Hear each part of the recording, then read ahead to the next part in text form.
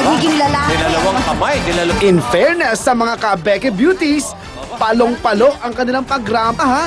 Bakit kaya?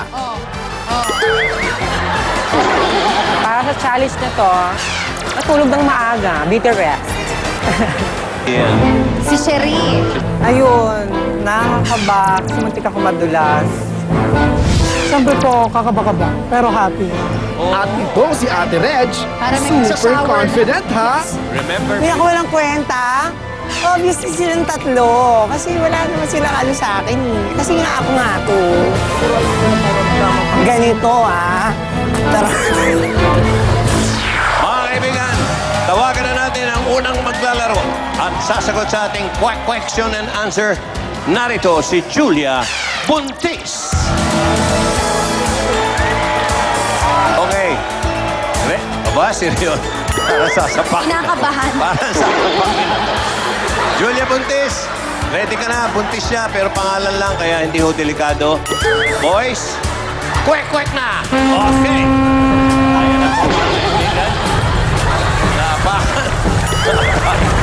Oh, Julia, ito katanungan ko sa'yo. Halimbawa, kung ikaw ang magiging kauna-unahang Beking presidente at meron ka kapangyarihan para mamili ng kung sino ang i-appoint ko na vice president, sino sa mga politiko ang pipiliin mo ngayon at bakit? Para po sa akin, si Manny Villar. Kasi po naniniwala po ako sa kanya na kaya niyo pong gampanan lahat na Mahina yung magiging kwek vice natin. president. Yun lang po at maraming salamat. Ba't mahina yung kwek natin? Para mas. Tawagan natin si Ann Corte. Ann Corte. Hop, ayan po si Ann Corte. Oo. Okay, ready ka na, Ann? Pose. Okay. Ayan na po si Ann Corte. Okay, kwek house. Sige na. Intensity 505. Sige nyo. Okay. So, eto yung tanong. Okay lang ba sa'yo na magkaroon ng iwalay na CR ang mga Becky at bakit? Siyempre po, kapag nagsisiyay kami sa babae, sinisita kami. Pag nagsisiyay kami sa lalaki, nililip kami.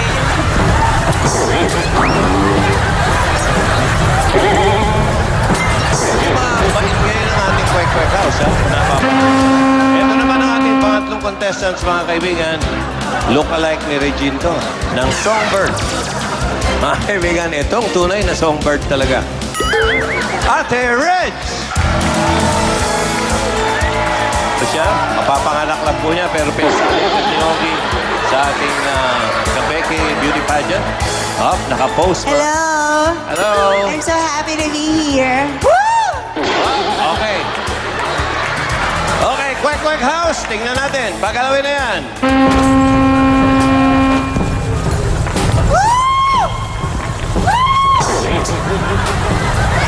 Oh! Lumaki mo. Ito ang question ko sa'yo.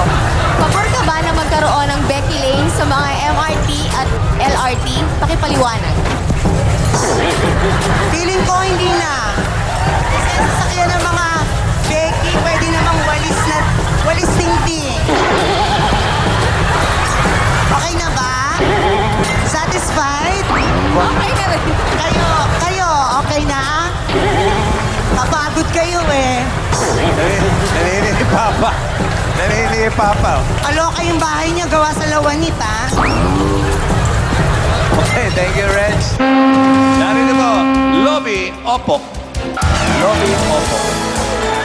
Ayan si Lobby, naka-brown. Okay, kwek house. Pagod na yung mga earthquake boys natin, mga kwek boys. Okay, ayan na, Lobby. Okay. Kung magiging Becky superhero ka, anong power ang meron ka at paano mo gagamitin ito sa pagtulong sa kapwa mo?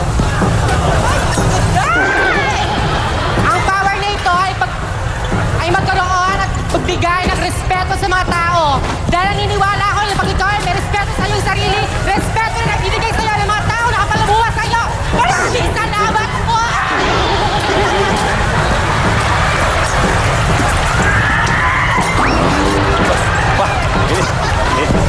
siya binato ng ventilador. Power pa yun. Power pa yun. Okay. Okay.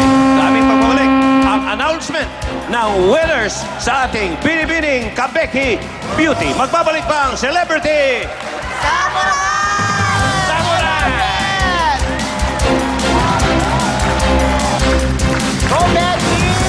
Ano kaya ang problema ng taong ito?